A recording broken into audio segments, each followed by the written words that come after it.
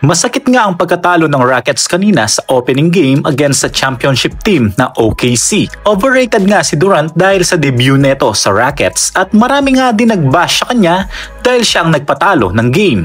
Umabot ng 2 overtime ang laban at muntik pang maging 3 OT. Pero meron lang talaga akong player na napansin. Sobrang halimaw sa loob ng court, buong puso, walang kapaguran. Kung napanood mo ang mga laruan ng player na to, maiintindihan niyo ako sa mga sasabihin ko. Walang iba kundi si Alperen Şengün, isang Turkish player na 23 years old pa lang. Tara, let's break it down. Sa opening night ng Rockets against OKC, nagtala si Şengün ng 39 points, 11 rebounds, 7 assists sa 50% field goal sa 49 minutes of gameplay. Grabe, di ba? Tutok lahat ng mga fans at ang media kay Kevin Durant all game. Pero halos nabuhat lang ni Şengün si Durant sa game. At meron palang unsung hero ang team na to. Walang iba kundi si Şengün, ang center ng Houston Rockets.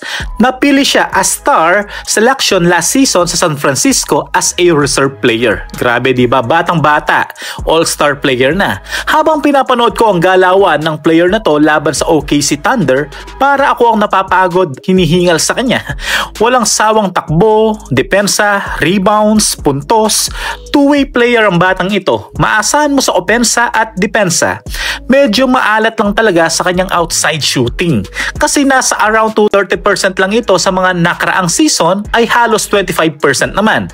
Pero ang good thing kanina sa kanyang first game ngayong season, gumawa siya ng 5 3 points sa 9 attempts. Grabe, di ba? At 90% free throw na siya ngayon.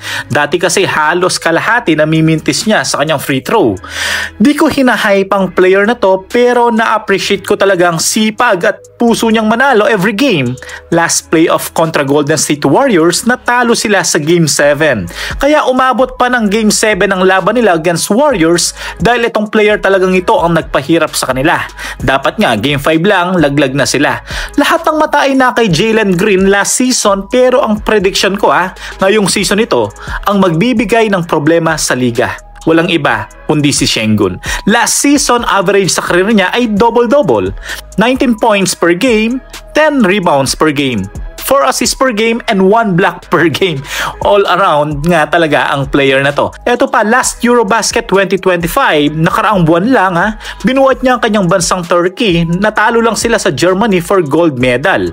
Pero nakuha naman nila ang silver. Halos sinigatan pa nga niya sina Luka and Giannis, di ba? Nag-average sa buong FIBA ng 19 points, 10 rebounds, and 6 assists per game. Parang NBA season stats lang niya, di ba? Hindi masyado napapansin ng player na to dahil maraming mga legit center at mga MVP center sa mga nakaraang season. Pero ito talaga ang magiging MVP stopper.